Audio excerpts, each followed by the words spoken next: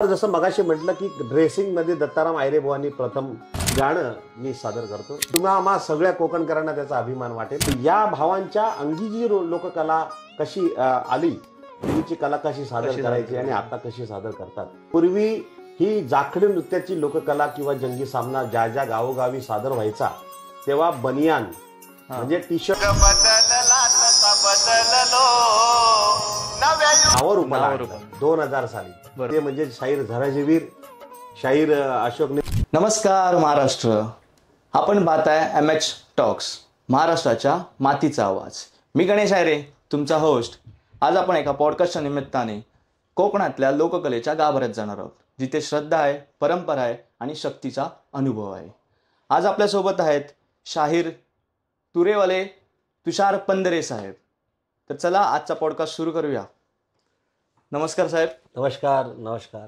पहिले तर तुमचं स्वागत आहे आमच्या पॉडकास्टमध्ये. तुम्ही तुमचा वेळ दिलात त्यामुळे खरंच आभार मानतो. पहिले धन्यवाद.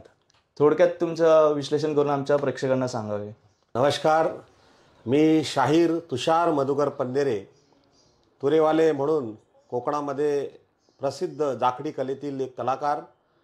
माझं घराणं मूळ गादी बाबू रंगेले घराण्यातील शीघ्र कवी वासुवाणी आमच्या गजापूर गावचे, विशालगडाच्या पायथ्याशी त्यांचं गाव आहे, असे आमचे शीघ्र कवी गुरुवर्य वासुवाणी यांच्या वंशावळीतील माझे वस्ताद मोठे चुलते कैलासवासी शंकर पंधरेसह तुकाराम सुवार यांचे शिष्य माझे वडील महाराष्ट्रभूषण लोकशाहीर मधुकर पंधरेसह शिवराम पंधरे यांचा मी पुत्र चिरंजीव शाहीर तुषार मधुकर पंधरे, गाव माझं केळवली, तालुका लांजा, जिल्हा रत्नागिरी, या शाहिराचा आपल्याला शाहिरी मानाचा मुजरा आणि तुम्हाला सुद्धा शाहिरी मानाचा मुजरा. धन्यवाद. या ठिकाणी MH टॉक्स माध्यमातून आपल्या कोकणची लोककला, जाखडी नृत्य म्हणजेच कलगीतुऱ्याचा जंगी सामना, ज्याला शक्तितुराही म्हटलं जातं, या कलेसंबंधित आपण आज या ठिकाणी मला बोलवलं, त्याबद्दल सर्वप्रथम तुमचे आभार मानतो. तर साहेब आपण सुरुवात करूया. पहिलं तर हे शक्तितुरा म्हणजे काय हे लोकांना तुम्ही थोडक्यात सांगावे. कारण आता मुंबई शहरामध्ये किंवा पुणे शहरामध्ये राहणाऱ्या लोकांना एवढं गावातल्या गोष्टी माहिती नसतात किंवा जी कला कुठून रुजली हे माहिती नसतं. फक्त आता थोडं प्रसिद्ध झाली आहे शक्तितुरा नावाने म्हणून ती फेमस आहे. तर ते थोडक्यात त्याचं तुम्ही विश्लेषण करावे. मुळामध्ये महाराष्ट्र ही संतांची पुण्यभूमी आणि या महाराष्ट्राला लोककलावंतांचा सुद्धा अधिवास लागलेला आहे. शाहीर हा जो प्रकार आहे, कलगीतुरा, तुम्ही जो प्रश्न विचारलात, शक्तितुरा म्हणजे काय, खरं अर्थानं जुन्या ज्या बोलीभाषेमध्ये कलगीतुरा जो अख्ख्या महाराष्ट्रामध्ये प्रसिद्ध आहे. कलगी म्हणजे आदिशक्ती, आदिमायेचं रूप, आणि तुरा म्हणजे शिवाचं रूप. या आदिमायेचा आणि शिवाचा याच्यामध्ये संवाद साधला जातो. याच्या माध्यमातून ही लोककला आपल्या या महाराष्ट्रामध्ये रुजू झाली. कारण पूर्वी त्या पद्धतीचे साधनं नव्हती. हे एक मनोरंजनाचं साधन आणि या शाहिरी क्षेत्रामध्ये आध्यात्मिक शाहीर, पौराणिक शाहीर, पोवाडे गाणारे शाहीर असे अनेक प्रकार या लोककलेमध्ये आहे. त्यातील कोकणातील ही लोककला म्हणजे शक्तितुऱ्याचा जंगी सामना म्हणजेच कलगीतुऱ्याचा जंगी सामना अशा अर्थानं प्रचलित आहे. म्हणजे याचाच अर्थ असा की शिव आणि मायेचा हा वाद आहे. ब्रह्मा म्हणजे स्त्री श्रेष्ठ की पुरुष श्रेष्ठ अशा पद्धतीचा हा संवादाचा हा जो खेळ आहे त्याला कलगीतुऱ्याचा जंगी सामना असं म्हटलं जातं. म्हणजे स्त्री श्रेष्ठ की पुरुष श्रेष्ठ याच्यावरून हा म्हणजे ही कला निर्माण झाली. खूप चांगली गोष्ट आहे साहेब. तर जसं आता आपण सांगितलं साहेब कलगीतुरा हे तर तुम्ही पौराणिक गोष्टी सांगितलं, पण ह्याला आता प्रेझेंट कसं केलं जातं, म्हणजे लोकांपर्यंत कसं पोहोचवलं जातं, सादर कसं केलं जातं? तसं पाहायला गेलं तर ही कलगीतुरा, कलगी म्हणजे माया आणि तुरा म्हणजे शिव, यामध्ये माया आधी श्रेष्ठ की शिव आधी श्रेष्ठ म्हणजे पुरुष श्रेष्ठ या अर्थानं ही चालत आलेली लोककला आहे. बरोबर. या कलेला पारंपरिक आणि त्याला संतांची आणि अनेक पंथांची साथ लाभलेली आहे.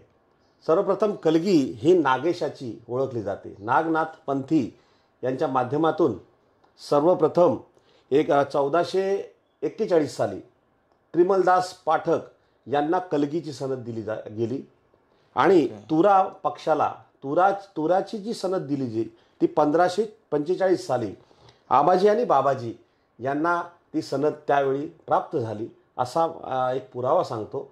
या ठिकाणी कलगी म्हणजे माया. जसं आपण लग 84 योनी फिरून जन्मास नर येतो म्हणजे मानव, म्हणजे स्त्री असो पुरुष असो, त्या जन्मानंतर मायेचा वारा लागतो. म्हणजे माया म्हणजे काय, ही जी गुरफटून टाकते तिला माया म्हणतात. आणि त्या मायेच्या म्हणजे माया म्हणजे मोह पाश या सगळ्या ज्या आपण आपल्या जीवनामध्ये जगत असताना इच्छा आकांक्षा वासना ज्या आहेत त्याला मायेचं स्वरूप आहे. पण याच्यातून सुटका होण्यासाठी आत्म्याला शांती लाभण्यासाठी जो सद्गुरू मार्ग जो आहे तो या लोककलेतून मांडला जातो. अशा पद्धतीची ही फार पारंपरिक लोककला आहे. परंतु आताच्या जमान्यामध्ये थोडासा त्याच्यामध्ये फरक झालेला आहे. मनोरंजनाच्या माध्यमातून थोडासा हा कल बदलत चालला आहे. पारंपरिकता पूर्ण बदलत चाललेली आहे. तर ही लोककला अजरामर ठेवण्याचं काम आम्ही जुने जाणते शाहिरांच्या माध्यमातून आशीर्वादातून आम्ही नवीन युवा शाहीर ही जपण्याचा प्रयत्न करतो आणि जपत राहू. अरे बापरे, खूप खूप छान गोष्ट आहे साहेब, तुम्ही आत्तापर्यंत ही गोष्ट जपताय. पण आता जसा उल्लेख केलात की आता थोडेफार चेंजेस म्हणजे बदल येत चाललेत, तर असे कोणते बदल आहेत जे पहिले होते, म्हणजे पहिले जी कला सादर करण्याची गोष्ट म्हणजे साधन होतं किंवा कसे सादर करायचे आणि आता कसे सादर, ह्याच्यामध्ये काय फरक आला? सर्वप्रथम कलगीतुरा उन्नती मंडळ ही मुंबईमध्ये आपल्या लालबागमध्ये याची स्थापना झाली. ओके. कारण महाराष्ट्रामध्ये कलगीतुरा बऱ्याच ठिकाणी सादर होतं. अनेक अंगानं त्याचे वेगवेगळे पैलू आहेत. आध्यात्मिक शायरी मगाशी म्हटल्याप्रमाणे आमचे गुरुवर्य शीघ्रकवी वासुवाणी हे मूळ गादी बाबू रंगेले घराण्यातील आहेत. आता बाबू रंगेले हे आमच्या वाचनाप्रमाणे आमच्याकडे जे पुरावे आहेत ते सिंधुदुर्ग जिल्ह्यातील आहेत.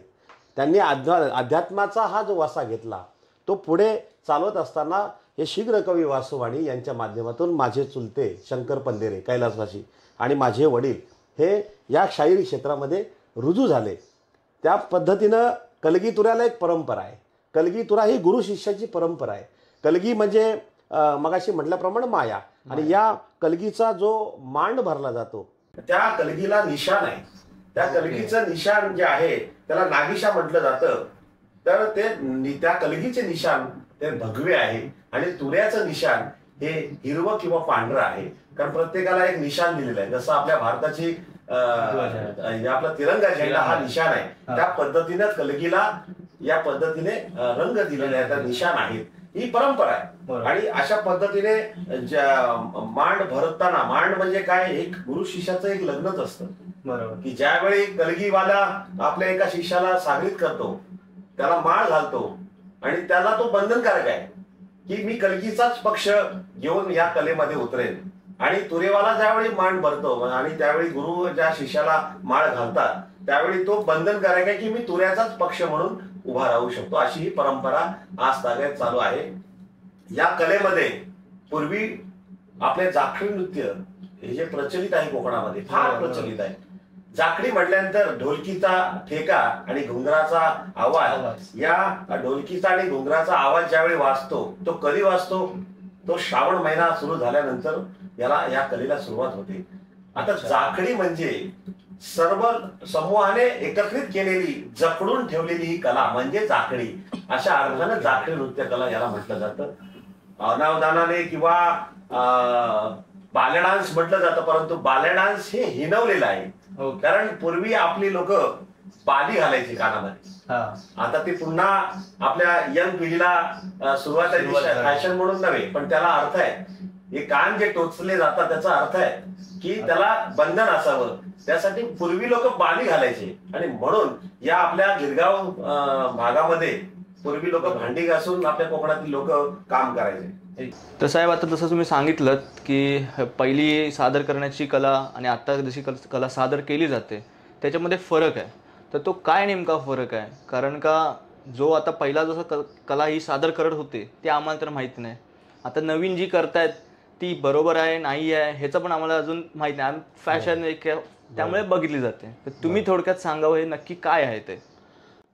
तसं पाहायला गेलं तर कलगी तुरा ही फार जुनी पारंपरिक लोककला आहे. कलगी म्हणजे मगाशी म्हटल्याप्रमाणे माया आणि तुरा म्हणजे शिव.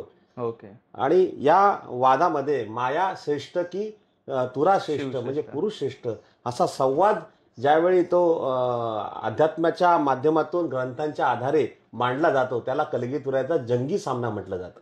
ओके. कलगी हा पक्ष आहे, तुरा हा पक्ष आहे.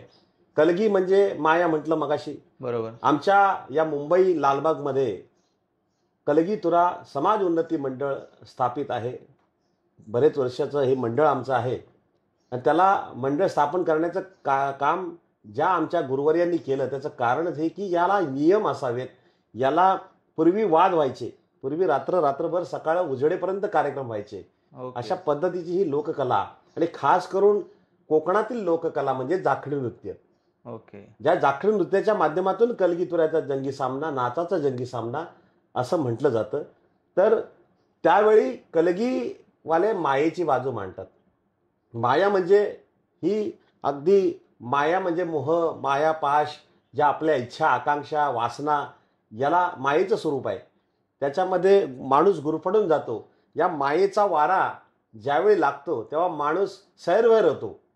आणि या मायेच्या सुटकेपासून जर तरायचं असेल तर गुरु किंवा सद्गुरू करावा लागतो. आणि ओके. सद्गुरूच या मायेपासून लांब करू शकतो. परंतु तेवढी सुद्धा आपली धारणा, आपली ध्यानधारणा, आपले त्या प्रती सद्गुरू प्रती प्रेम, सद्गुरू प्रती भाव आणि भक्ती जो मंत्र दिला जातो त्या पद्धतीनं आपलं जर कार्य या मनुष्य देहामध्ये चालत असताना जर बरोबर. त्याला साध्य करता आलं तर तो मायेतून बाजूला होऊ शकतो. मी म्हणजे काय, हा. हा मीपणा जो ज्याला आहे तो अहंकार म्हटला जातो. तो मीपणा नष्ट होण्यासाठी सद्गुरूला शरण गेलं पाहिजे. अशा पद्धतीच्या काव्य लेखनातून गुरु शिष्यांनी म्हणजे गुरुवर्यांनी, बरोबर. वसादांनी आणि शिष्य सुद्धा आताचे या पद्धतीनं काव्यरचना केली जाते. याच्या मागचा अर्थ हाच आहे, कलगी तुऱ्याचा अर्थ हाच आहे की लोकांना मनोरंजनाच्या माध्यमातून आध्यात्मिकाची सुद्धा या ठिकाणी जोड लावून ही लोककला सादर केली जाते. बरोबर. आणि हा, या कलेमध्ये कलगीवाले हे निशाण जे असतं ते हिरवा रंगाचं असतं आणि तुरा पक्षाचा जो निशाण आहे तो सॉरी हे चुकलं आहे. एक मिनिट चुकलं. कलगीवालेचं निशाण इथून घ्या.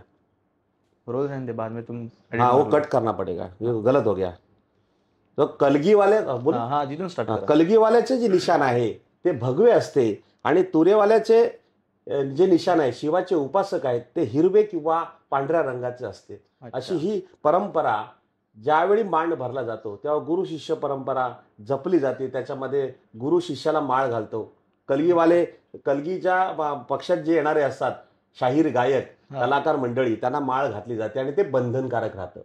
तुरेवाल्यांचे असतात गुरुवर्य, एखाद्या शिष्याला माळ घातली जाते, तो तुऱ्याचा पक्षाचा बंधनकारक असतो. आणि ज्यावेळी या रंगमंचावर उभा असतो त्यावेळी आपण आपलीच बाजू कशी सर होईल या पद्धतीनेच अभ्यास केला जातो आणि ह्यालाच म्हणतात कलगी तुऱ्याचा जंगी सामना. खूप छान. आता ह्याच्यातून तर समजलं आम्हाला की कलगी तुरा नक्की काय असतं. पण जसं तुम्ही बोललात की मान घातला जातो किंवा शिष्य घडवले जातात, बरोबर, आता ह्या अर्थाने होतं. बरोबर. तर त्याबद्दल एक थोडा मान घालणे म्हणजे नक्की काय होतं, की ते घडवण्याची प्रकार कशा असतं, म्हणजे प्रोसेस कशी असते ती थोडक्यात सांगावी.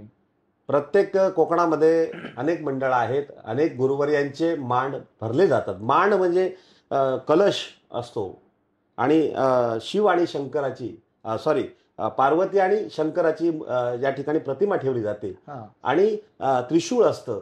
त्या त्रिशूळाला आपलं निशाण लावलेलं जातं आणि त्या पद्धतीने पूजा केली जाते. आणि गुरु शिष्याचं लग्नच म्हणायला हरकत नाही, एक बंधन जे आहे, कारण कुठल्याही गोष्टीला बंधन नसेल तर ते मोकाट सुटतं ना, त्याच्या पद्धतीने आहे. म्हणून बंधन प्रत्येक गोष्टीला आहे. या आयुष्यात जगताना सुद्धा प्रत्येकाला नियम हे दिलेले आहेत, बंधन हे घातलेले आहेत. बंधनाचा उल्लंघन केलं तर त्याचा परिणाम हा वाईटच होणार आहे.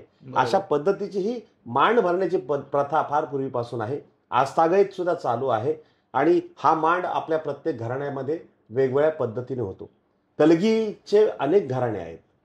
कलगी पक्षाचे मूळ नागेश, मगाशी सांगितलं नागपंथी जो मार्ग आहे त्या माध्यमातून नागेशवळी, अखंड हरदासवळी हे तुरेवाल्याचं ब्रीद आहे. ओके.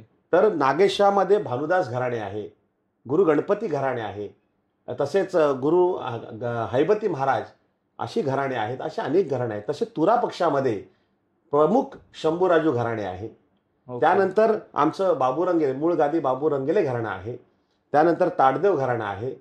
अशा पद्धतीची ही परंपरा आहे. ठीक आहे सर. आता जसं तुम्ही सांगितलं विश्लेषण करून, त्याप्रमाणे तुम्ही ह्या कलेमध्ये म्हणजे ही कला सादर करण्यामध्ये तुमच्या मागे कोण आहे, म्हणजे कोणाचा हातभार आहे की जे पाहून तुम्ही मोठे झालात?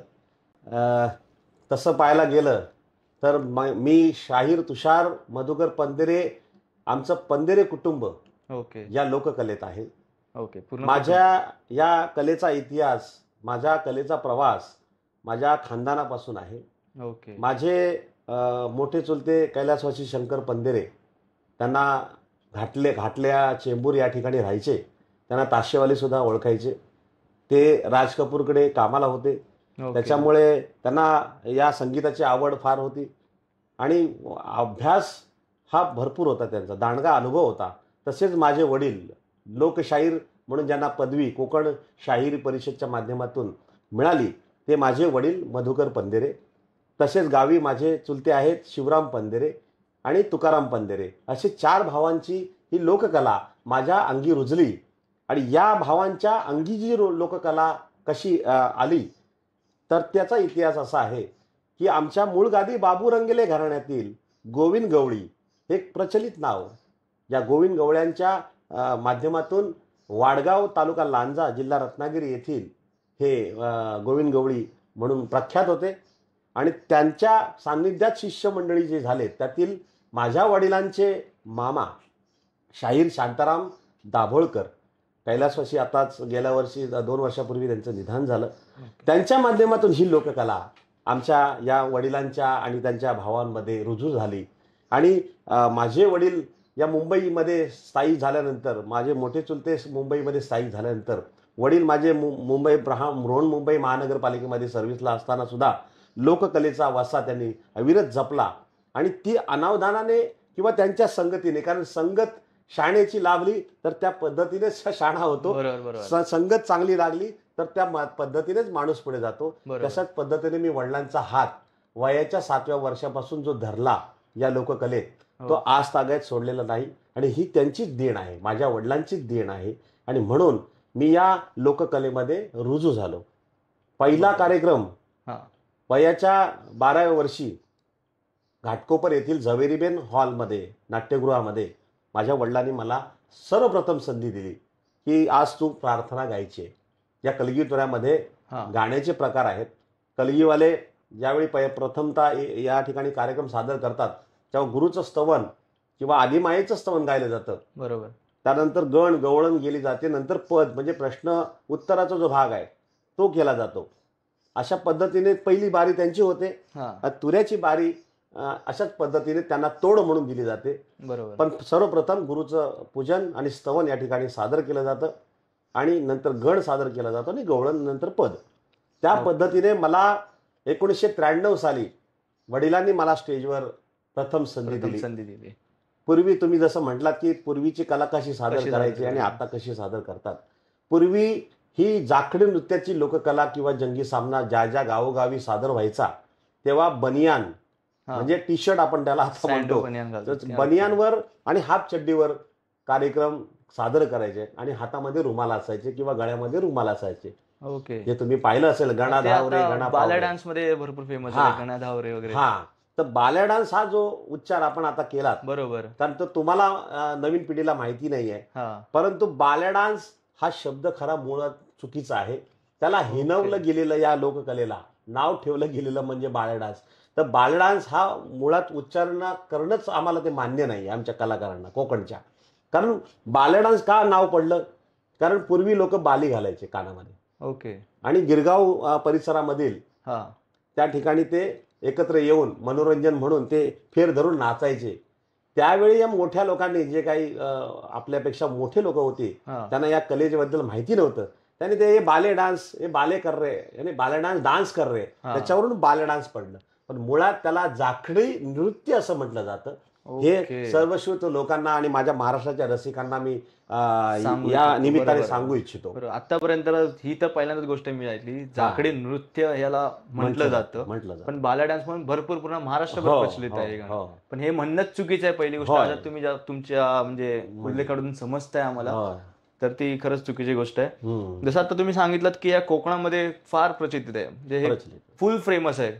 बरोबर. तर ते कसं झालं, म्हणजे एवढं खालच्या लोकांना म्हणजे ग्राउंड लेवलला लोकांना समजलं कसं, त्याची आवड कशी निर्माण झाली, याच्याबद्दल थोडक्यात सांगा. तेच मगाशी म्हटल्याप्रमाणे पूर्वी टेलिव्हिजनची साधनं नव्हती. त्यावेळी या लोककलेच्या माध्यमातूनच कारण ही लोककला खास करून बहुजन समाजानं जपलेली आहे. कारण ज्यावेळी काबाड कष्ट करून दिवस रात्र काम करून एक मनोरंजन म्हणून विरंगुळा लागतो, त्यासाठी ही लोककला निर्माण झाली. लोककला म्हणजे काय? लोकांसाठी, लोकांच्या भावना निर्माण करणारी कला म्हणजेच लोककला. बरोबर. त्यातील हे आपले कोकणातील लोककला म्हणजे जाखडी नृत्याची कला. तसंच नमन लोककला ही सुद्धा आपली कोकणातील फार प्रचलित आहे. जे देवाचं नमन केलं जातं, तिथे 12 नमन गायली जातात, 12 देवांची पूजा केली जाते, रसिकांची पूजा केली जाते. ही या माध्यमातून ही लोककला पूर्वीपासून चालत आलेली असल्यामुळे ही परंपरा आज तागत टिकून आहे. या कलेमध्ये पूर्वी गॅस बत्तीवर चालायचे, बरोबर, विदाऊट माईक. जो शाहीराच्या आवाजावरती शाहीर कोणाला म्हणतात? जो आपल्या गायनातून, आपल्या कलेतून, ज्ञानातून लोकांना उत्तेजन देणं, म्हणजे स्फूर्तीदायक गाणं गाऊन जो जागृत करतो, माणसाच्या मनातील भावनांना जागृत करतो, किंवा एखादा मेलेल्याला उठवण्याची सुद्धा ताकद या शाहिराच्या आवाजामध्ये असली पाहिजे, त्याला खरा शाहीर म्हटलं जातं. तर पूर्वी गायक हे बेंबीच्या देठ्यापासून गायचे. आताचे आम्ही गायक जे आहोत किंवा आमच्या पाठवून जे युवा पिढी आहे, ही या इन्स्ट्रुमेंटच्या माध्यमातून किंवा मिक्सरच्या माध्यमातून, साऊंडच्या माध्यमातून गोड गाळ्याने गातात. पूर्वीचे गायक, त्यांना ह्या ज्या लोककलेतील शाहीर गायक जे आहेत, त्यांना कुठलंही शिक्षण नाही, कुठलंही सप्तस्वरांचं नॉलेज नाही, तरी सुद्धा आपली ही लोककला अखंडित तेवत चाललेली आहे. त्याचं कारण की हीच लोककला आहे, ही अध्यात्माच्या वाटेवर नेणारी आहे, मनोरंजनाच्या माध्यमातून समाज प्रबोधन घडवणारी शाहीर लोककला आहे. आणि म्हणून आजपर्यंत ही जाखडी नृत्य कला किंवा कलगी तुरा आज या 21व्या युगामध्ये सुद्धा जिवंत आहे. बरोबर. आता तुम्ही बोललात त्याप्रमाणे, जो पहिला माईक नसतात, कुठले साधन नसून सुद्धा जर त्यांनी एवढे ही जपून ठेवली आहे, त्यामुळे त्यासाठी खरोखर इच्छाशक्ती तेवढी पाहिजे असते, तेवढं प्रेम लागतं त्या कलेवरती, हे तर तेवढं समजतंय. तर आता तुम्ही सांगा की ही कला आता साधारणतः आता ह्या युगामध्ये केव्हा साजरी केली जाते गावी? म्हणजे कोणता प्रसंग, कोणता क्षण असतो किंवा काही फेस्टिवल असतो, तेव्हा केव्हा साजरी केली जाते? खऱ्या अर्थानं ही लोककला मगाशी म्हटल्याप्रमाणे श्रावण मासामधून सुरुवात होते. कारण आपल्या हिंदू धर्मातील पहिला सण हा नागपंचमीचा आहे. बरोबर. नागपंचमीपासून गणपती उत्सव, दसरा आणि अनेक आपले सण आहेत. परंतु ही लोककला खास करून नागपंचमीला सुरुवात झाल्यानंतरच या ठिकाणी लोककला आपल्या कोकणामध्ये सादर केली जाते. आणि आताच्या युगामध्ये पूर्वी तसे काही थिएटरमध्ये कार्यक्रम व्हायचे नाहीत, परंतु सांगायला अभिमान वाटतो की या मुंबई, पुण्यापासून जेवढे थिएटर आहेत, जे नाट्यगृह आहेत, त्या नाट्यगृहामध्ये आपली ही लोककला अगदी उत्स्फूर्तपणे, रसिकांच्या आशीर्वादाने, रसिकांच्या अलोट गर्दीने ही सादर केली जाते. ही खरोखरच अभिमान आहे. कारण साहित्य संघ असो, आता दामोदर हॉल आपला आता सध्या बंद आहे, या दामोदर नाट्यगृहामध्ये तर भरपूर कलगीतुऱ्याचे सामने आपले या जून जुलैपासून सुरुवात होते. शिवाजी नाट्यगृह मंदिर, दीनानाथ नाट्यगृह मंदिर, प्रबोधन ठाकरे, तसेच कालिदास ठाण्या साईडला आणि गडकरी, अशा या मुंबईच्या रंगमंचावर ही कला सादर केली जाते जून जुलै ते अगदी दसऱ्यापर्यंत. आणि खास करून ही गणपतीची लोककला आहे. गौरी गणपतीचा नाच असं सुद्धा त्याला संबोधलं जातं. ही खास ज्यावेळी गणपती आपल्या गणपती रायाचं गणपतीचं आगमन या घरात होतं बरोबर. आणि त्या निमित्ताने नाचली जाणारी ही लोककला म्हणजेच बरोबर. जाखणी नृत्य एकदम बरोबर. असं आहे. कारण का कोकणातील गणपती म्हणजे खूप फेमस आहेत, सर्वांना माहिती आहे. म्हणजे कोकणामध्ये एक परंपरा आहे गणपतीची.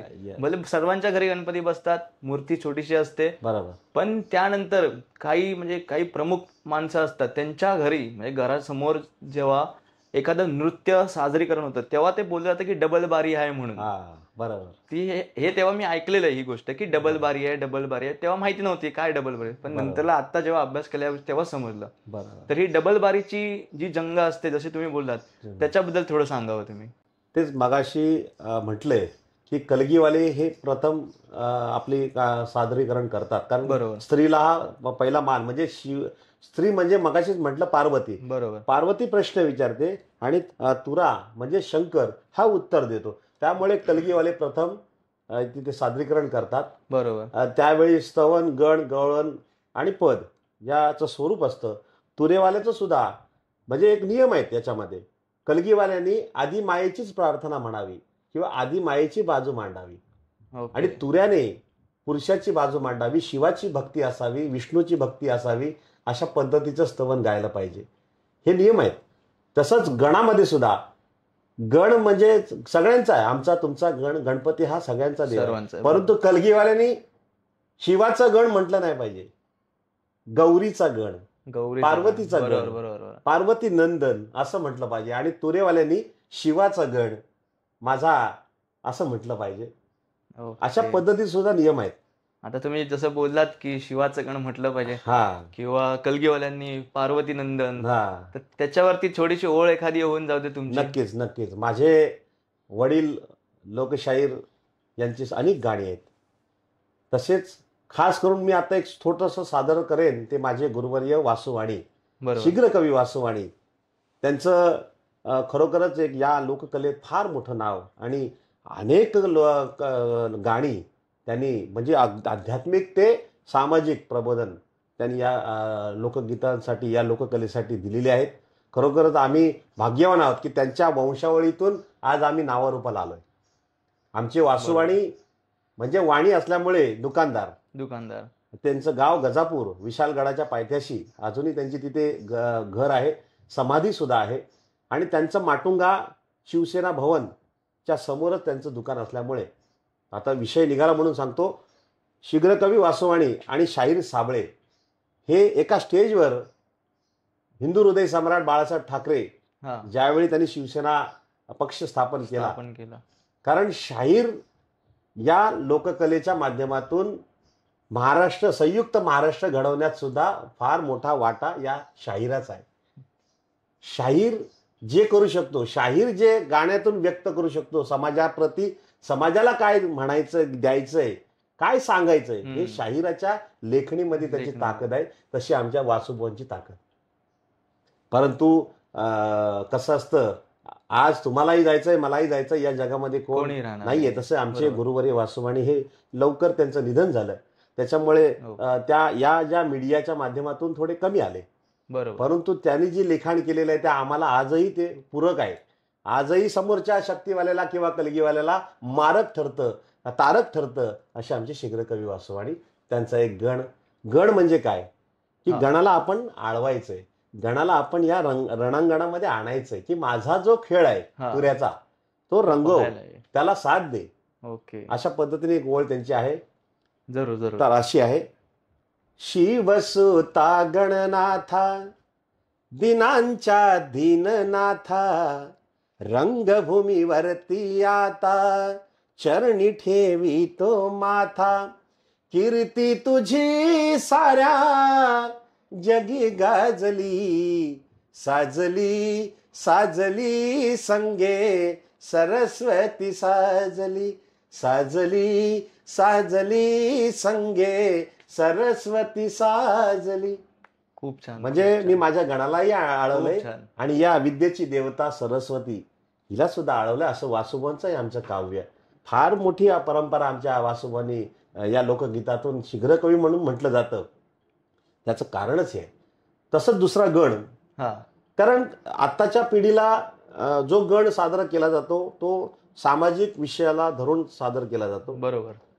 असे अनेक विषय आहेत. त्याच्यामधील एक गण माझे वडील लोकशाहीर मधुकर पंधेरे यांनी लिहिलेला गण म्हणजे हिंदू धर्म का टिकून ठेवावा, हिंदू धर्मासाठी आपण का त्याचा प्रसिद्धी व्हायला पाहिजे, हिंदू धर्म टिकला पाहिजे आणि हे आपले सण का करतात, त्याचा सुद्धा या गणातून उल्लेख केलेला आहे. तो गण असा आहे कारण ही लोककला चालीवर आधारित आहे. याला गाण्याला स्वतंत्र सुद्धा चाली लावतात, आताच्या पिक्चरच्या चाली लावतात, हिट गाणी असतील लोकगीतातील तेही चाली लावतात. त्याला कलगीतुऱ्यामध्ये या ठिकाणी रंगवलं जातं. तशाच पद्धतीने माझ्या वडिलांचा गण हो अनंत तो चतुरतीचा, अनंत तो चतुरतीचा सण साजरा झाला पाहिजे, धर्म चालत राहिला पाहिजे, सण साजरा झाला पाहिजे, धर्म चालत राहिला पाहिजे, यथाशक्ती भक्ती भाव बळे, मखरात मांडा 5 फळे, मंतरलेला दोरा लाल, मंतरलेला दोरा लाल काळा, बांधायला तो पाहिजे, धर्म चालत राहायला पाहिजे. आता अनंत चतुर्थी व्रत का करतात त्याचं वडिलांनी आमच्या उल्लेख केलाय. सर्वप्रथम अनंत चतुर्थीचं व्रत कोणी केलं तर ती कथा आहे. कौंडण्य भार्या सुशिळा होती, सुखी झाली कशी वाचा पोथी. म्हणजे कौंडण्य ऋषीची भार्या सुशीला हिने सर्वप्रथम गणरायाचं व्रत केलं म्हणजे अनंत व्रत केलं. अनंत ही पौराणिक कथा याच्यामध्ये आहे आणि या कथेच्या माध्यमातून या गाण्यामधून जे मांडलं जातं त्याला कलगीतुऱ्याची गाणी म्हटली जाते. तर अशा पद्धतीने सुखी कशी झाली वाचा पोथी, आरती ज्योती करा भारती, आरती ज्योती करा भारती, धर्म टिकलाच पाहिजे, धर्म चालत राहिला पाहिजे, वासुदेवाचे सांगणे जे जे, कवन सुमनात गुंफले ते, कवी मधुकर जाणे धुरंधर, शाहीर तुषारने गायले पाहिजे, गुण तुषारने गायले पाहिजे, धर्म चालत राहिला पाहिजे, सण साजरा झाला पाहिजे. खूप छान, खूप छान सर. अशा पद्धतीचे हे गण. आणि गवळण, गवळण म्हणजे राधाकृष्णाचं प्रेम, राधाकृष्णाचं प्रेम आणि त्याच्याबरोबर कृष्णाने केलेल्या खोड्या म्हणजे बाजाराला जाताना वाट अडवणे, दह्या दुधाचे माठ फोडणे किंवा राधेच्या घरी किंवा एखाद्या गवळणीच्या घरी जाऊन दही अंडीचा जो आपला जो प्रकार आहे आपला सण आहे तो सुद्धा तिथून सुरुवात झाला. पेंद्या सुदाम लंगड्या बोबड्या अशी जी सवंगडी होते त्यांना घेऊन एकावर एक असा थर करून कृष्ण वर चढून त्या माठामध्ये हात घालून ते गवळणीचे दह्या दुधाचं लोणी चाखायचा आणि त्याला चोर म्हणायचे. अशी ही जी काही कथा आहे राधाकृष्णाचं प्रेम म्हटलं जातं. तुम्ही मगाशी म्हटलात की पूर्वी कशी चालायची आणि आता कशी पद्धतीने चालते कलगीतुरा. पूर्वी या आध्यात्मिक दृष्टीतून या गवळणीचं स्वरूप असायचं किंवा काव्याचं स्वरूप असायचं. बरोबर. परंतु आता थोडंसं मॉडर्न जमाना झालाय, थोडंसं कलियुगाचं वारं लागलंयच म्हणा. तर राधाकृष्णाच्या प्रेमाला, कारण राधाने प्रेम केलं कृष्णावर, बरोबर, पण कान्हा लहान होता आणि राधा मोठी होती. बरोबर. राधेचं प्रेम हे भक्तिमय प्रेम होतं, त्याच्यात वासना नव्हती. कारण राधेला अनिया हा पती होता, परंतु ते कान्हावर जे प्रेम होतं ते भक्तिमय प्रेम होतं. कारण कान्हा म्हणजे कोण? कृष्ण, साक्षात विष्णूचा अवतार. बरोबर. ज्यावेळी विष्णूने राम अवतार धारण केला, बरोबर, राम हा एक पत्नी एक वचनी अशा आशयाचा आपल्याला कथानक माहिती आहे. बरोबर. त्याच्यामुळे सीता ही तिची एक पत्नी, एक धर्मपत्नीवर म्हटलं जातं ते रामाच्या अंगी. बरोबर. पण ही जी राधा म्हणजे कथानुसार, पौराणिक कथानुसार ही राधा त्यावेळी दासी होती रामाची. रामाच्या त्या अवतारावेळी दासी होती अशी कथा आहे. पण ते रामाची सेवा केली या दासीने, तेव्हा रामाने स्वखुशीने म्हटलं बोल तुला काय पाहिजे.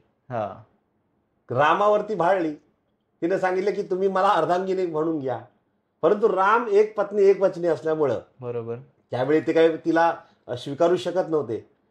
जे प्रेम आहे ते देऊ शकत देऊ नव्हते. शकत नव्हते. त्यामुळे त्यांनी वरदान दिलं की 8व्या अवतारी मी कृष्ण म्हणून जन्मास येईन, तेव्हा तू राधा म्हणून जन्मास येशील, तेव्हा तुझं आणि माझं या प्रेमाचं माझा सहवास लाभेल. अशा पद्धतीची ही कथा आहे. बापरे. काही कथानकामध्ये असं हे राधाकृष्णाचं लग्न लागलंय. अशा बऱ्याच या पौराणिक आपल्या कथेवर आधारित हा कलगीतूर आहे. आणि अशा पद्धतीनं राधाकृष्णाचं प्रेम या गवळणीमध्ये मांडलं जातं. अशी ही लोककला आहे. म्हणजे कलगीवाले काय म्हणणार, हा खट्याळ काना हा नंदाचा हरी, हा घरोघरी जाऊन चोरी करी, हा अशा पद्धतीने गाणं टॉन्ट म्हणजे टोमणा मारणं, टोमणा अशा मारणं. पद्धतीने बरोबर, टॉन्ट बरोबर. मारतात. मग आम्ही म्हणणार तुम्ही त्याची की बाजू मांडणार. हा आम्ही मग ते आमची बाजू मांडणार हा. की तू राधा गवळ्याची असून का भाळली या कृष्णावरी. ओके. अशा पद्धतीचे या लोककलेमध्ये सादरीकरण केलं जातं. खूप छान, खूप छान सर. तुम्ही गाऊन दाखवलं ते पण खूप छान होतं. त्याच्यावर होतं की आता तुम्ही एकटे ते आहात, तुम्ही गायला, त्याच्यावरच एवढं खूप छान वाटलं आम्हाला. तर जेव्हा हे संगीत असेल तुमच्या सोबत, म्हणजे वाजंत्री असतील सोबत, तेव्हा किती छान वाटत असेल. तर तसंच. ह्या गाण्याच्या स्वरूपामध्ये तुम्ही जेव्हा ही जी कला जेव्हा लोकांपर्यंत नेता, बरोबर. तेव्हा कोणते वाजंत्री असतात तुमच्या सोबत, जेणेकरून ह्या कलेला अजून म्हणजे बहार. उठून दिसते. त्यामुळे बरं.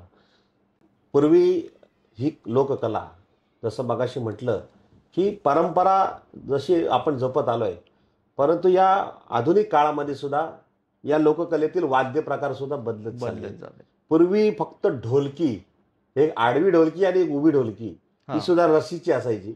हा आता चावीची येते, त्याला स्क्रू वगैरे असतात. बरोबर, अशा बरोबर. पद्धतीचे. पण पूर्वी रस्सीची असायची आणि ती एक ढोलकी आणि झांज सुद्धा आता आला, पण त्याच्या अगोदर पायामध्ये चाळ घुंगरू. बांधले जायचे, घुंगरू बांधले जायचे. ओके. आणि त्या या जाखणीमध्ये पाऊंडे म्हणतात त्याला, ज्या चाली मारतात, हा एक गडीला गडी मिळून जी चाल मारतात, हा तर त्याला पाऊंडे म्हणतात. ज्या ज्या वेळी पाऊंडा जसा जसा पडेल त्याचा नाद त्या ढोलकी बरोबर सुसंगत साधून अच्छा. ती लोककला सादर करायची.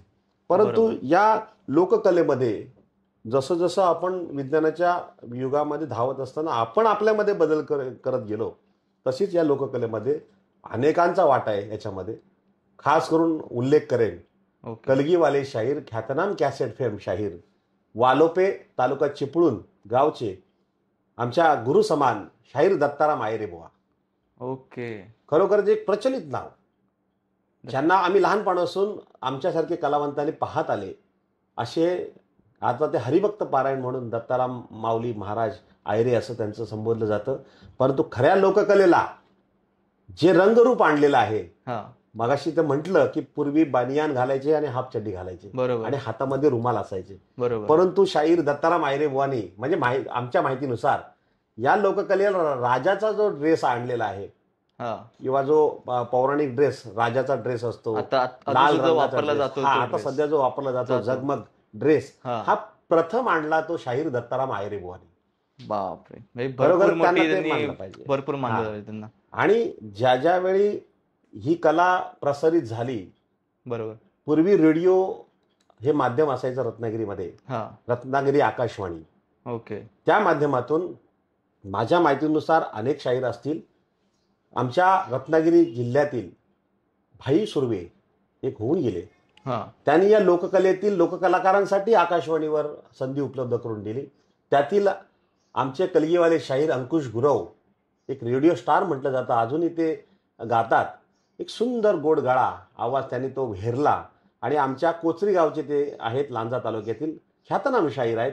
त्यांच्याकडून मी बघून त्यांचा आदर्श, जरी माझे वडील शाहीर आहेत, माझे चुलते शाहीर आहेत, परंतु एक आयडॉल असतो, तो बरोबर. आयडॉल म्हणजे आमचे अंकुश गुरव.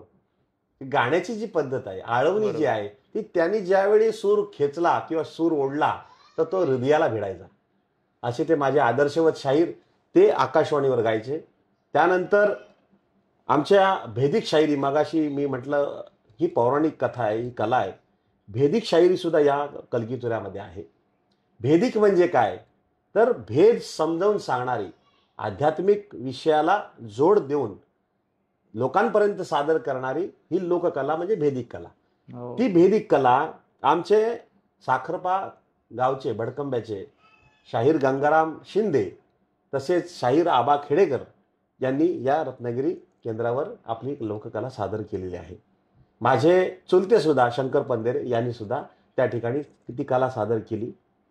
आणि तुम्ही मगाशी म्हटल्याप्रमाणे आता त्याच्यामध्ये फरक किती आलेला आहे. बरोबर. तर काळानुसार जसं मगाशी म्हटलं की ड्रेसिंगमध्ये दत्ताराम आयरेबुवांनी प्रथम ती ड्रेसिंगचा भाग आणला. बरोबर. नंतर कॅसेट रूपाने हा. ज्यावेळी सरगम कंपनी म्हणून म्युझिक कंपनी होती, ओके, सरगम माहिती या आपल्या कलगीतुरा कोकणातील कलगीतुऱ्याची जी कला प्रथम कॅसेट रूपाने बाहेर आली, जी प्रसारित झाली, ती सरगम कॅसेट कंपनीच्या आशीर्वादामुळे. ते प्रथम गायक आपल्याच रत्नागिरी जिल्ह्यात कॅसेटची सुरुवात सुरुवात झाली. कॅसेटच्या माध्यमातून सुरुवात जास्त प्रसारित झाली घरोघरी ही लोककला. बरोबर. सादर कशी करावी याचं उत्तम उदाहरण म्हणजे ती सरगम कॅसेटची पहिली शक्तितुऱ्याची डबल बारी. त्याच्यामध्ये कैलासवासी कलगीतुऱ्या पक्षातील कलगीच्या पक्षातील शाहीर सखाराम रावणंग विरुद्ध रायगड रत्नागिरीमधील वाघ ज्यांना म्हटलं जातं, अजूनही त्यांचा आवाज प्रति प्रल्हाद शिंदे आहेत. प्रल्हाद शिंदे. प्रति प्रल्हाद शिंदे त्यांचा आवाज तसा आहे. असे आमचे गुरु समान रामचंद्र घाणेकर बुवा यांची ही पहिली कॅसेट निघाली. ओके. त्याच्यानंतर लोकांना ती प्रचलित जास्त होत आली. कारण माध्यमच असं आहे, मीडियाच्या माध्यमातून जसं आपण आता पॉडकास्टच्या माध्यमातून ही लोककला सर्वांच्या प्रती पोहोचणार आहे, त्याच्या अगोदर ही लोककला कॅसेटच्या माध्यमातून पोहोचली. आणि मग त्याच्यानंतर त्याच्यामध्ये त्यांनी ऑर्गन आणला, नंतर बुलबुल आला. ओके. तरंग जे बुलबुल आला. आता झांज कमी झाले, हल्ली पायात चाळ काम कमी लोक वापरतात नृत्यकार, पण पायात चाळ बांधणं बंधनकारक आहे आमच्या मंडळाच्या नियमानुसार, परंतु काही लोक नाही वापरत. मग त्याच्यानंतर झांज आला. झांज म्हणजे हातामध्ये जे घुंगराचे दोन साईडला असतात ते त्याला झांज म्हटलं जातं. मग झांज आला. मग झांजचा प्रकार कमी कमी होत ॲक्टोपॅड आला. बरोबर. ही आधुनिक सामुग्री या लोककलेत सुद्धा समाविष्ट झाली. त्याचं योगदान या जुन्या जाणत्या कलाकारांना आहे, शाहीर वर्गाला आहे आपल्या कोकणातील. तर अशा पद्धतीने ही लोककला सादर केली जाते. नवीन नवीन जसे कलाकार येतात त्यांनी स्वतः, आता कलियुग सुरू झालंय म्हणजे नवीन नवीन लोक, नवीन पिढी आहे, त्यांच्यासाठी त्यांनी थोडंफार ॲडिशनली नवीन वाद्य आणण्याचे प्रयत्न केले, जेणेकरून ते अजून प्रचलित व्हावी. तर ती तर चांगली गोष्ट आहे. पण मला एक आहे की हा जो फेटा तुम्ही बांधलाय साहेब, त्याचं म्हणजे काय आहे नक्की, कशासाठी आहे तो? तसं पाहायला गेलं तर शाहीर म्हटलं की डोक्यावर फेटा, नाहीतर कोकणामध्ये आपण टोपी वापरतो. बरोबर. परंतु शाहिराला हा फेटा असावाच लागतो. शाहीर म्हणजे लोकांचं प्रबोधन करणारा, सामाजिक विषय मांडणारा, आध्यात्मिक विषय मांडणारा तो शाहीर आहे. आणि शाहिराचं प्रतीक म्हणून हा फेटा आहे. ही आपल्या महाराष्ट्राची परंपरा आहे. आपल्या महाराष्ट्राच्या शाहिराची ही वेशभूषा आहे. ओके. म्हणून हा फेटा वापरला जातो किंवा आपल्या कोकणामध्ये टोपी वापरली जाते. टोपी. बरोबर. जसा तुम्ही वेशभूषाबद्दल आताच बोललात, त्याच्यामुळे त्याच्या आधी थोडा एक नाव घेतलं दत्त्याबुवांचं. होय, दत्ताराम बुवा आहे रे. बरोबर. ते त्यांचं आता नाव घेतल्यामुळे मला आठवलं ते की ते आमचे भावकी आहेत, आमच्या गावातले. चिपळूण, माझं पण गाव चिपळूणच आहे आणि वालोपे आमचं गाव आहे.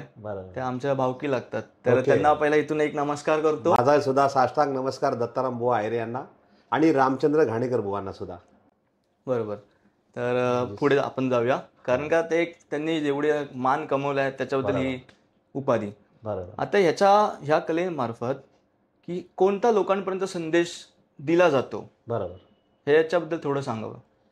तसंच मगाशी गण आणि प्रार्थना गवळण अशा स्वरूपाची असते हे तुम्हाला मी सादर करून दाखवलं. बरोबर. तशाच पद्धतीने मगाशी म्हटलं की आधुनिकता आली. पूर्वी आध्यात्मिक विषय घेऊन, रामायण महाभारतातील विषय घेऊन बरोबर ही लोककला सादर केली जात होती.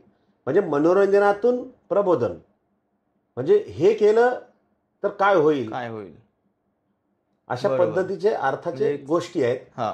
तर समजा आता मगाशीच म्हटलं की मायेच्या नादी लागू नको, आमच्या वडिलांचं गाणं आहे, मधुकर पंधेरे यांनी लिहिलेलं गाणं आहे. मायेच्या जाळ्यामध्ये गुंतून जाऊ नको, सद्गुरु बोध घे, स्वहिताचा शोध घे, अज्ञानी राहू नको. याच्यामध्ये सुद्धा बोध आहे. खूप छान. बरोबर. बरोबर. जसं आणखीन एक भेदिक साखी म्हटली जाते. कारण आमच्या या कलगीतुरामध्ये अनेक कवींनी, आमच्या गुरुवर्यांनी लिहून ठेवलेलं आहे. ते या पॉडकास्टच्या माध्यमातून सादर होईल, हे त्याचं एक माध्यम. मी त्या निमित्ताने एक कशा पद्धतीने या जनतेला बरोबर भक्ती मार्गाकडे वळवण्याचं साधन सुद्धा या शाहिराने काम केलेलं आहे, की भक्ती मार्ग किती श्रेष्ठ आहे. यासाठी एक ओळ साखी म्हटलं जातं त्याला, ती मी म्हणतोय. सुखासाठी तळमळशी, सुखासाठी तळमळशी, सुखासाठी तळमळशी का रे, चल पंढरीस जाऊ. परब्रह्म सावळा सुखाचे, सुख नैनी पाहू. हा जिर दा जिर जी, जिर हर जिर जिर हे जिर जी यजी यजी. चरणी वाहे 17वी चंद्रभागेच्या, हो चरणी वाहे 17वी चंद्रभागेचे स्नान घेऊ. वाळवंट पात्रात हृदयी गात्रात काळ खाऊ. आ जिरहदा जिर जिर जी. हे गरुडा परी धरू कान, महाद्वारी लोटांगण घालू. महाद्वारी लोटांगण घेऊ. पूर्वजन्माहून घडले दुष्कृत, रानो माळ लावू. रे रामा दाजी रजी यजी. वासुदेवाची कवन कला,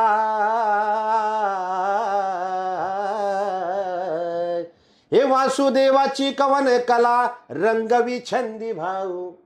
रंगवी शाहीर छंदी भाऊ. हीच उरली आस दिवस, शेवटचा गोड पाहू. रे रामा दाजी गजी रे जिर जी यजी. ही भेदिक साखी. खूप खूप याच्यामध्ये हे पंढरीचं दर्शन घेतलं पाहिजे. एक वेळ तरी जन्मास येऊन पंढरी विठुरायाचं दर्शन घेतलं पाहिजे, की जे पाप केलेलं आहे ते त्या चंद्रभागेमध्ये न्हावून गेलं जातं. ही आपली वारकरी संप्रदायाची या ठिकाणी आध्यात्मिक विषय जो आहे तो या साखीच्या माध्यमातून या कलेत सुद्धा मांडली जाते.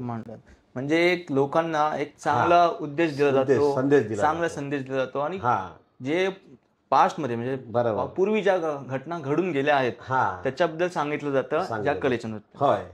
तर ठीक आहे. आता मी बोलतो की ही तर कला सादर तुम्ही करता, तेव्हा एकूण किती लोक, म्हणजे किती मुलं, किती लोक असतात, वाजंत्री, नाचणारे वगैरे असतात, ते किती लोक असतात? जाखडी नृत्य जर सादर करायचं आताच्या घडीला, बरोबर, तर 10 मुलं हे नृत्य करणारे असतात, 10 किंवा 8. आणि मध्ये ढोलकीवाले 2 असतात. आजकाल आता 2-2 लावतात ढोलकीवाले, 2 बसवतात. म्हणजे ते 2 ढोलकीवाले, ढोलकीपटू 2 जण झाले, बँजो, ऑर्गन, पॅड, असा 25 जणांचा हा समूह असतो. आणि भेदिक कलगीतुरा जो आहे तो सुद्धा कोकणात डफावरची बारी म्हणतात त्याला. अच्छा, डफावरची गायकी, ही सुद्धा कलगीतुराचाच भाग. मुळात हा कलगीतुरा इथूनच सुरुवात आहे. हा जाकडी हा प्रकार दुसरा आहे कोकणातील. पण खरा कलगीतुरा जो म्हटला जातो तो भेदिक स्वरूपात तमाशामध्ये सादर केला जातो. तो सुद्धा आपल्या कोकणात सादर होतो. आणि त्याचं स्वरूप, त्याच्यामध्ये गायक असतो शाहीर, पाठीमागे सुरती असतात तुंतुणा आणि चकवा घेऊन, आणि एक सुरी पेटी असते. आपल्याकडे सप्तसुरांची पेटी वापरली जात नव्हती भेदिक शाहिरीमध्ये, आता वापरतात. पण एक सुरी पेटी जी सनई चौघड्यात वाजवली जाते, बरोबर, ती एक पेटी. असे 5 ते 6 लोकांचा तो संच असतो. अशा पद्धतीचा कलगीतुरा कार्यक्रम सादर करत असताना जाखडी नृत्यामध्ये 25 कलाकारांचा संच असतो, बरोबर, आणि भेदिक शाहिरीमध्ये 5 ते 6 लोकांचा संच असतो. ओके. आता पहिला जसं तुम्ही स्टार्टच केलं की 10 किंवा 8 मुलं नाचणारे असतात, जे गोल नृत्य करतात. तर ते म्हणजे ते कसे, म्हणजे त्यांना कसं नृत्य कोणत्या पद्धतीने शिकवलं जातं, कोणती चाल असते, हे कसं असेल, म्हणजे गाण्यावरती चाल कशी निर्माण केली जाते? कसं आहे, ढोलकीच्या ठेक्यावरच ती आपली ही जाखडी कला आहे. मगाशी म्हटलं की 8 गड्यांना, गडी किंवा नाचणारे म्हणा, नृत्य म्हणा, यांना जखडून ठेवणारी कला म्हणजे जाखडी कला. बरोबर. जखडणे म्हणजे एकमेकांमध्ये गुंतणे. म्हणजे माझ्या माहितीनुसार ती चाल मारत असतो, गड्याला चाल मारली जाते. ती पूर्वापासून लोकांनी केलेली आहे. आपल्याला त्याचं काही शास्त्रीय नृत्य त्याचा काही भाग येत नाही, पण लोकांनी तयार केली उपजत कला आहे. ती पूर्वजांपासून आलेली लोककला आहे. चाल मारणे, 2 गड्यांना घेऊन 4 गड्यांना घेऊन चाल मारणे, पाऊंडे मारणे. पाऊंडे म्हणजे पायाच्या वर जो नृत्य केलं जातं, जे गणाधावरे गणापावरेमध्ये म्हटलंय, जो आता भाला डान्स फेमस आहे तो खरा इथून आलेला आहे, जाखडी नृत्यावरून आलेला. तर तो पाऊंडे 6 पाऊंडे 4 पाऊंडे असे प्रकार आहेत.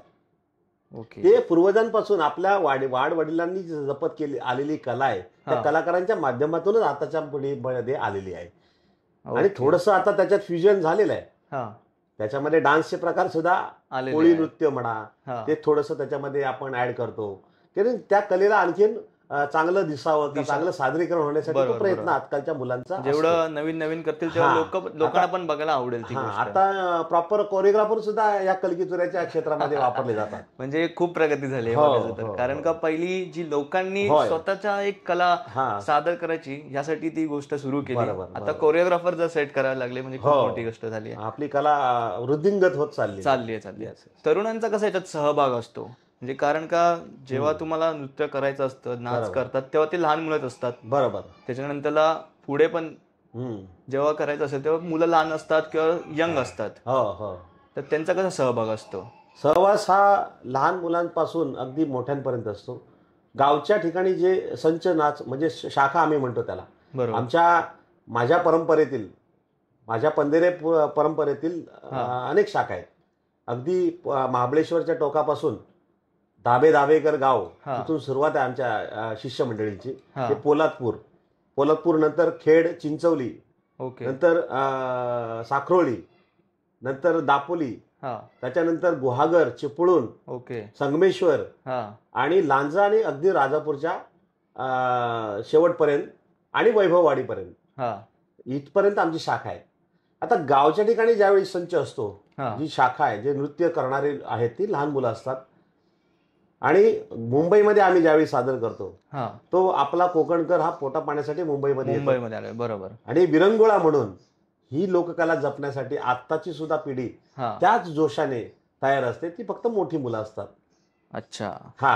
त्या पद्धतीने असतं. कारण बघा, आपण या मीडियाच्या युगामध्ये मोबाईलवर जास्त वेळ घालवतोय. बरोबर. व्हॉट्सअपवर चॅटिंग करणं, इंस्टाग्रामवर, थिएटरला जाणं वगैरे कमी झालं. परंतु जे अंगाला जे पूरक आहे, कारण नृत्य असलं तरी ते एक व्यायामाचा प्रकार आहे. बरोबर. नृत्य ज्यावेळी माणूस करतो तेव्हा अंगामध्ये संचारते ते नाद आहे.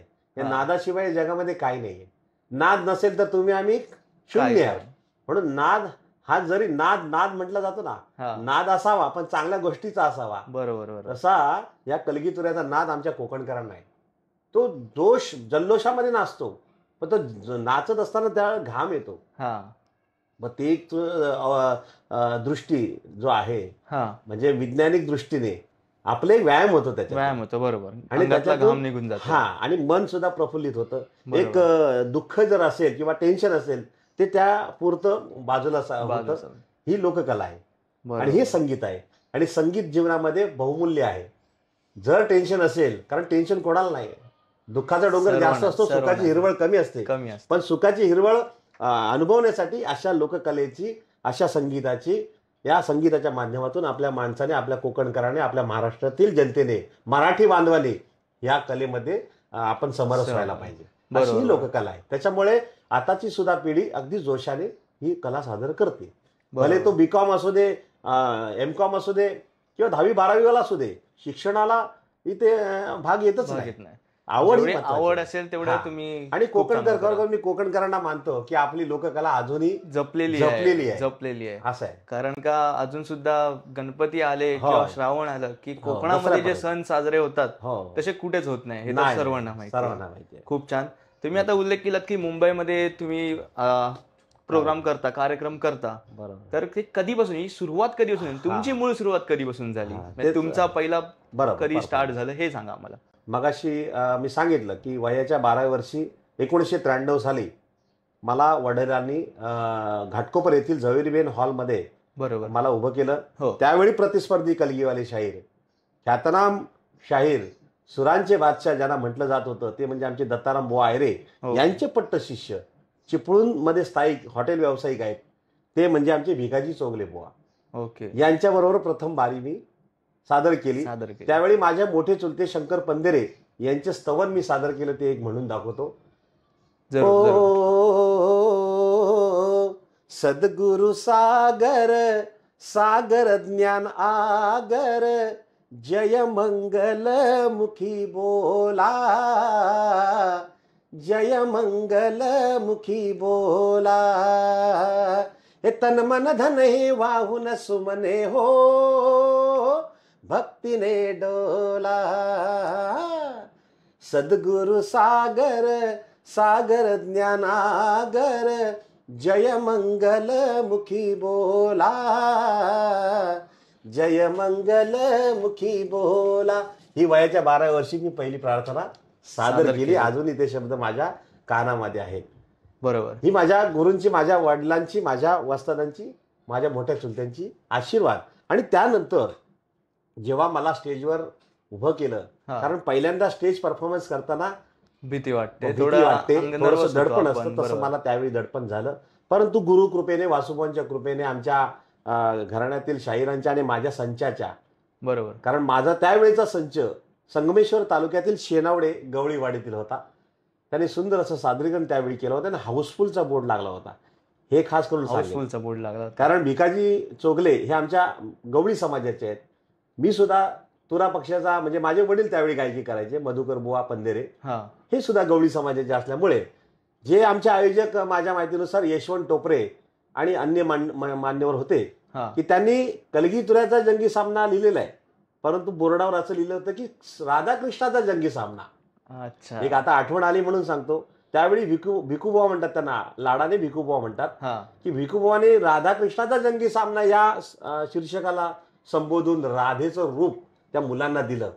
म्हणजे सगळी मुलं राधेचा कॉस्ट्यूम घालून त्या ठिकाणीच बारी सादर केली. बापरे. त्यानंतर आम्हाला प्रश्न पडला, आता आम्ही तुरेवाले म्हटल्यानंतर कृष्ण दाखवला पाहिजे. मागाशी म्हटलं ना, स्त्री श्रेष्ठ की पुरुष श्रेष्ठ. आता त्यांनी राधा आणली, पूर्ण 8 गवळणी तयार केल्या, अगदी वेणी बिणी, म्हणजे राधेचा कॉस्ट्यूम. मग आता आम्ही काय करायचं? पूर्वी या नाचामध्ये बासरी असायची. बरोबर. तेव्हा मगाशी म्हटलं की आता इन्स्ट्रुमेंट आले, पण पूर्वी बासरीच्या नादावर आणि घुंगराच्या तालावरच ही जाकडी कला करायची. त्यावेळी बासरी असायची, त्यावेळी हे काही साधनं नव्हती. तेव्हा आमच्या कलाकारांमध्ये अशी कल्पना सुचली की आपल्या डोक्यावर तुरा आहे मोरपिसाचा, म्हणजे तुरेवाले, तर तो मुकुट आहेच कृष्णाचा, वेशभूषा ही आपली देवांची आहे, राजांची ड्रेस आहे. मग फक्त कृष्णाचा जो स्टॅच्यू आहे, म्हणजे कृष्णाची जी पोझिशन आहे ती घ्यायची आणि चाल मारायची. अशा पद्धतीने तोड त्यावेळी दिली. खूप. आणि असा रंगला सामना. त्याच्यानंतर माझी जी सुरुवात झाली ही या पद्धतीने झाली. मग माझं शिक्षण या मुंबईमध्येच झालं. 1ली ते 7वी गोरेगाव ओशिवरा या शाळेमध्ये झालं.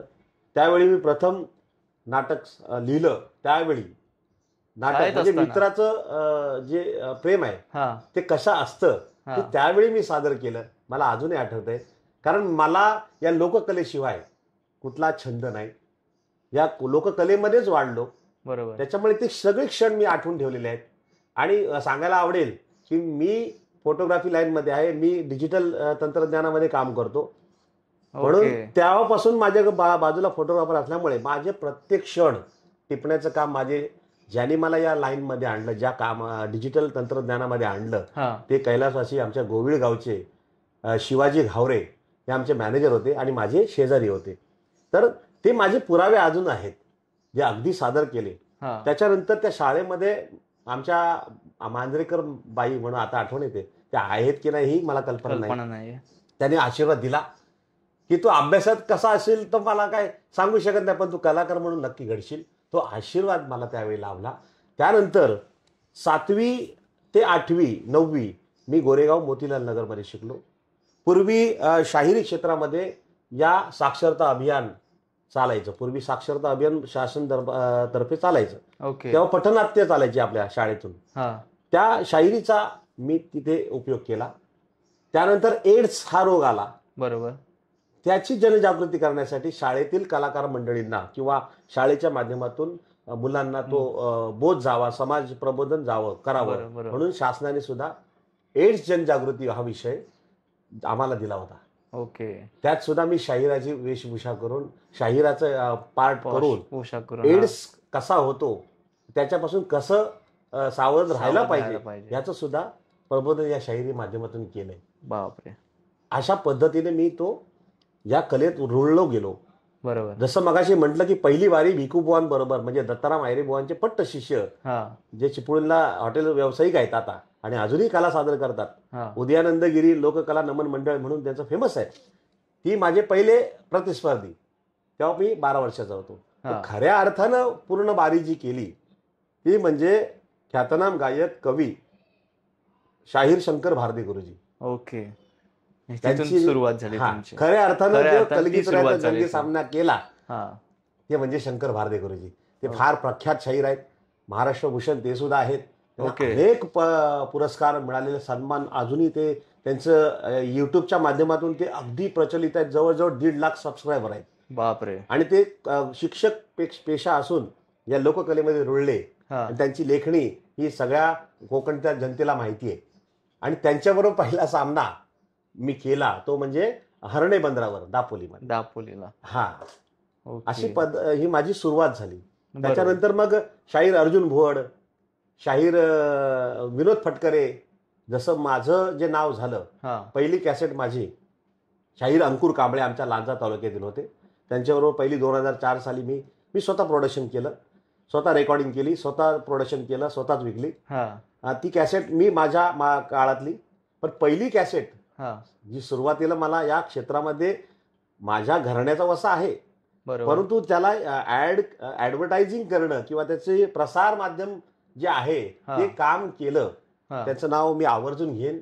ते म्हणजे जिल्हा रत्नागिरी मधील कळझुंडी गावानं या शाहीर तुषार पंधरेला नावावर उपाला 2000 साली. बरोबर. 2000 साली ते म्हणजे शाहीर झराजेवीर, शाहीर अशोक निंबरे, शाहीर सदैववीर, विजय निंबरे, अशा अनेक आमच्या घराण्यातील मंडळी आहेत. त्यांनी शाहीर तुषार पंधरेच्या पाठीशी उभे राहून अगदी हाऊसफुल बोर्ड केलेत त्यावेळी.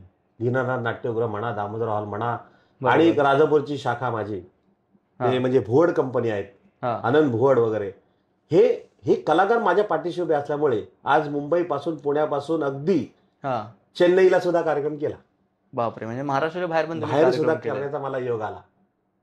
तेच तुम्हाला सांगतो की माझा जो प्रवास आहे की तो चेन्नईमध्ये येण्याचं भाग्य मला लाभलं. ते म्हणजे आमच्या साखरपा गावातील प्रसिद्ध उद्योजक विठोबा गोरुले यांच्या माध्यमातून ज्यांनी आयोजन केलं, या शाहीर तुषार पंधरेला पाठीशी उभे राहून सपोर्ट केला, ते आमच्या गवळी समाजाचे नेते, आदरणीय चिपळूणमधील ACB प्ले स्कूलचे संचालक, मालक, प्रोप्रायटर आमचे चंद्रकांतजी भोजने साहेब.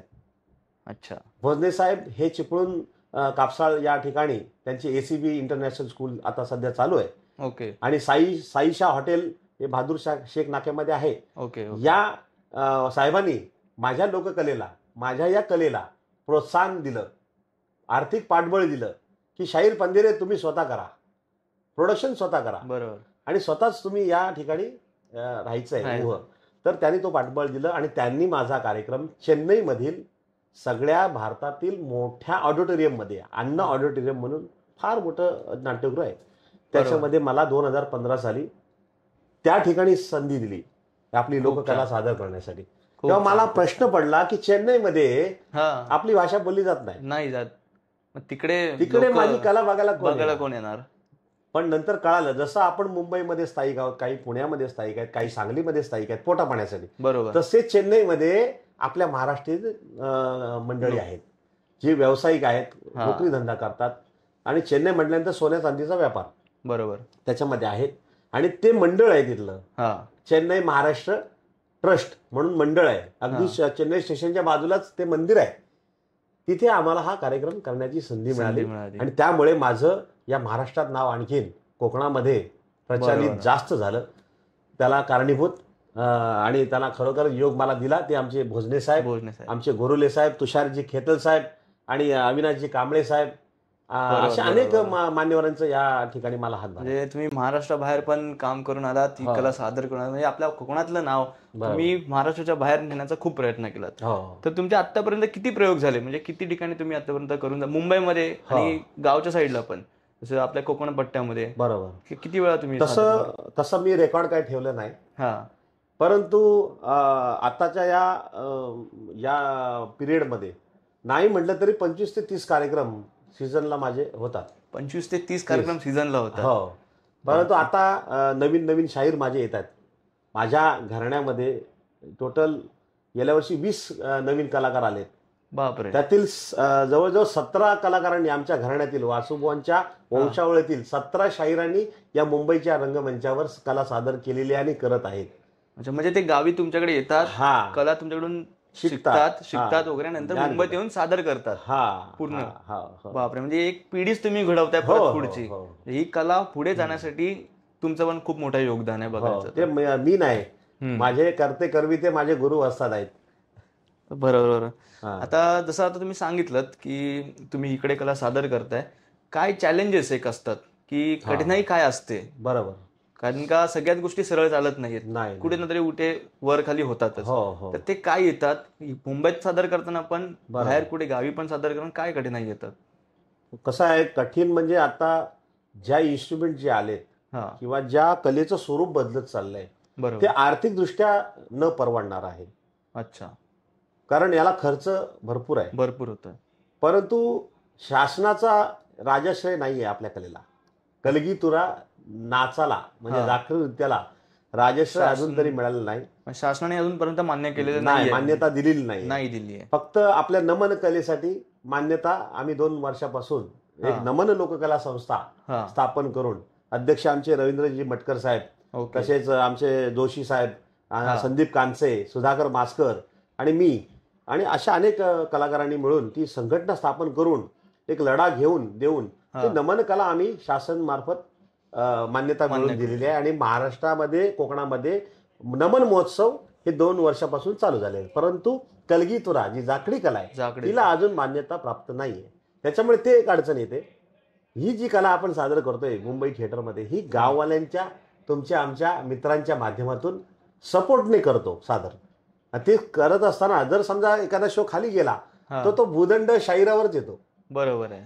त्याच्यामुळे शाहीर आर्थिकदृष्ट्या याच्यामध्ये सबल आहे असं मी म्हणू शकत नाही. फक्त शाहिरी कला आपली कोकणची लोककला सादर करतो एक प्रेमाखातर, एक त्याच्यामध्ये आनंद मिळतो म्हणून. आर्थिकदृष्ट्या या कोकणातील शाहीर हा सबळ नाही किंवा त्याचा संसार या लोककलेवर चालत नाहीये. तर आता तसं तुम्ही सांगितलं ते सर्व, पण आता शासनाने लक्ष दिलं पाहिजे ही गोष्ट, तिथं बरोबर आहे. पण तुम्ही एक आमच्यातर्फे शासनाकडे काय मागणी कराल की जेणेकरून तुम्हाला ही कला पुढे सादर करण्यासाठी किंवा अजून प्रचलित करण्यासाठी हे होईल, म्हणजे सहकार्य होईल, त्यासाठी तुम्ही छोटीशी एक मागणी करा. मी माझ्या महाराष्ट्र शासनाच्या विराजमान आमचे मुख्यमंत्री देवेंद्रजी फडणवीस साहेब, तसेच अनाथांचे नाथ एकनाथजी शिंदे साहेब, तसेच अजितजी पवार साहेब आणि माझ्या रत्नागिरीतील खरोखर ज्या लोककलेचे चाहते आहेत ते आपले मंत्री, मराठी भाषेचे मंत्री सन्माननीय उदयजी सामंत साहेब, किरण सामंत साहेब यांना माझ्या या शाहिरीच्या माध्यमातून विनंती राहील की जशी आपण नमन लोककलेला प्राधान्य देऊन शासनमार्फत महोत्सव भरवले त्याच पद्धतीने ही आपली शाहिरी लोककला, जाखडी नृत्याची लोककला करणारे जे कलावंत आहेत ते अगदी रायगडपासून ते रत्नागिरीपर्यंत आहेत. तर या शाहिरांच्या वतीनं, या कलाकारांच्या वतीनं मी अशी मागणी करेन की कलाकाराला मानधन हे मिळतंय, ते मग कोकणातला असू दे किंवा घाटावरचा असू दे, कुठलाही महाराष्ट्रातल्या कलाकारांना मानधन हे पेन्शन मिळते. परंतु या जाखडी नृत्याला, या कलगीतुऱ्याला कोकणच्या अनुदान मिळत नाहीये, शासन मान्यता ही कला नाहीये.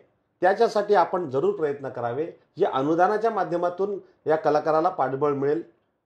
आपण कोरोना काळामध्ये आमच्या उदय सामंत साहेबांनी आमच्या लोककलाकारांसाठी त्यांच्या विभागातील रत्नागिरी परिसरातील अनेक कलावंतांना त्यांनी फार मोलाची मदत केलेली आहे.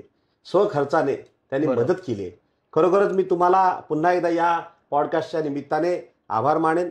परंतु शासन मार्फत या लोककलेला राजाश्रय मिळावा. लोकाश्रय भरपूर आहे, लोकांनी आश्रय दिला म्हणून आजपर्यंत ही लोककला मुंबई, पुणे, अगदी रत्नागिरी, कोकणात टिकून आहे. बरोबर. परंतु राजाश्रय मिळावा हीच या शाहीर तुषार पंधेरेची एक इच्छा आहे आणि ती तुम्ही मान्य कराल अशी मी आशा बाळगतो.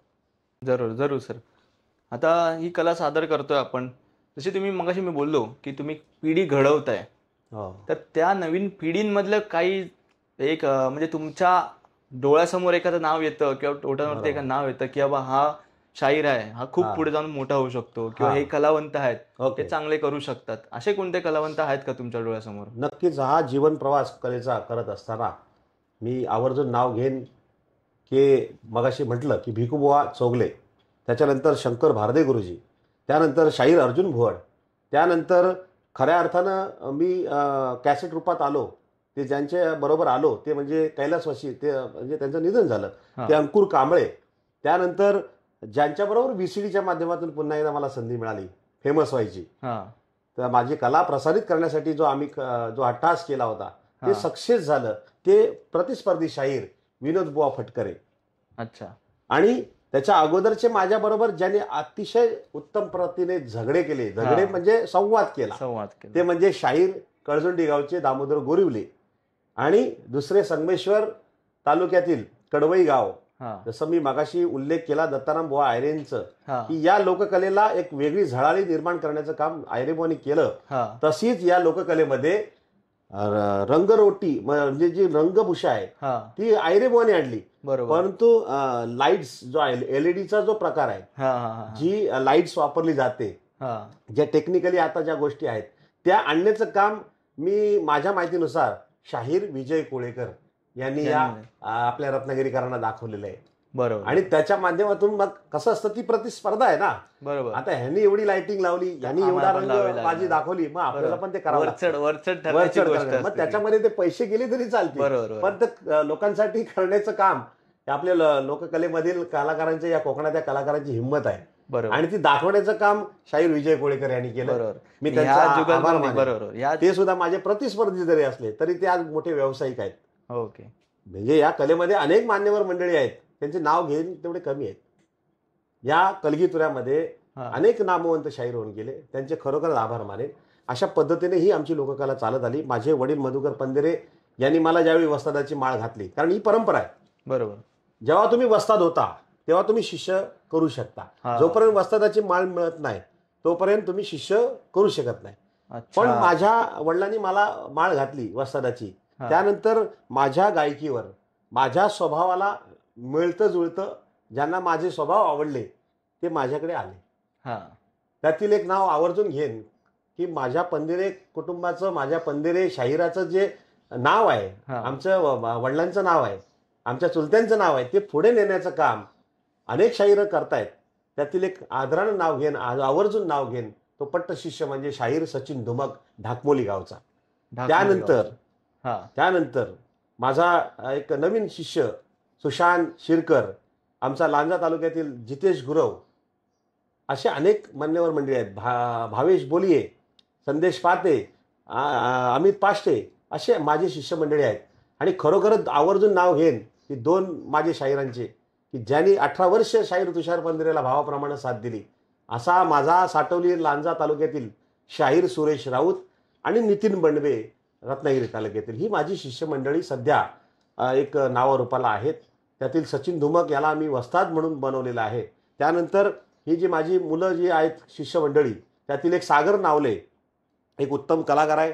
गणपतीची गाणी, जे माझा छकुला, एक गणुला, माझा गणुला, हे गाणं ते युट्यूबमध्ये फार फेमस आहे, ते त्याचं आहे. अशी गोड गायक, गोड कलावंत, अभ्यासू कलावंत, उच्च शिक्षित कलावंत माझे शिष्य म्हणून आहेत, याचा मला सार्थ अभिमान आहे. बरोबर. आणि ते नक्कीच आपली कला पुढे नेतील. म्हणजे आपलं स्वतःचं क्षेत्र सांभाळून ही कला जपासतात सर्वजण, याच्याबद्दल खूप खूप धन्यवाद. चांगलं वाटतं.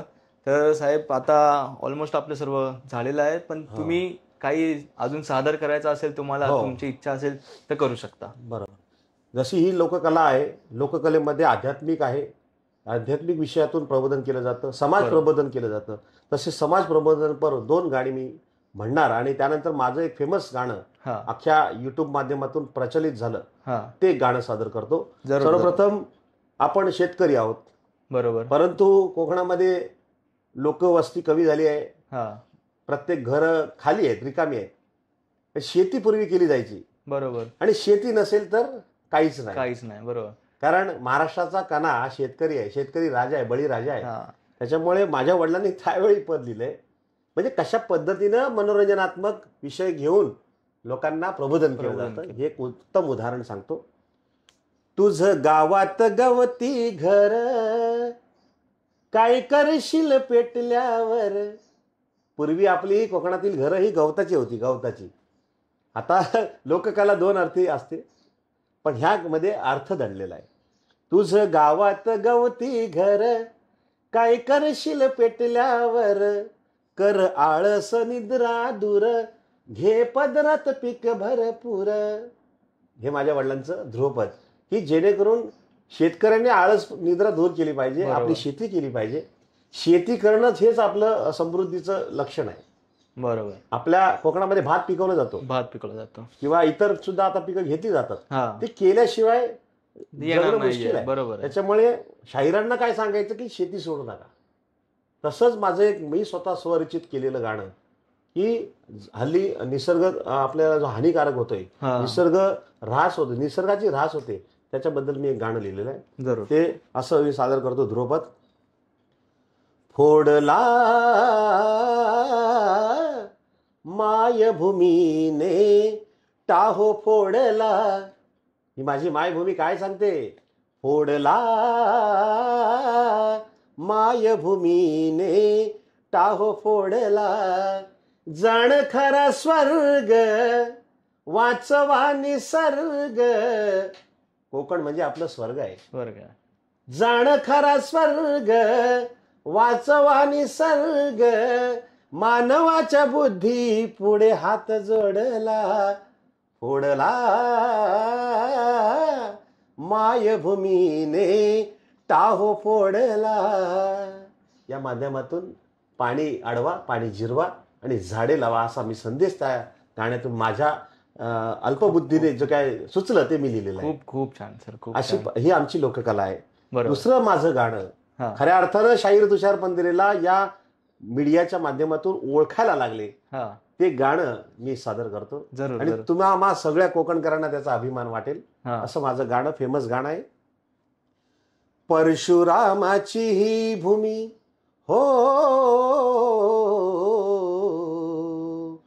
परशुरामाची ही भूमी स्वर्ग नगरी आहे. सोन्याची खाण माझी रत्नागिरी आहे.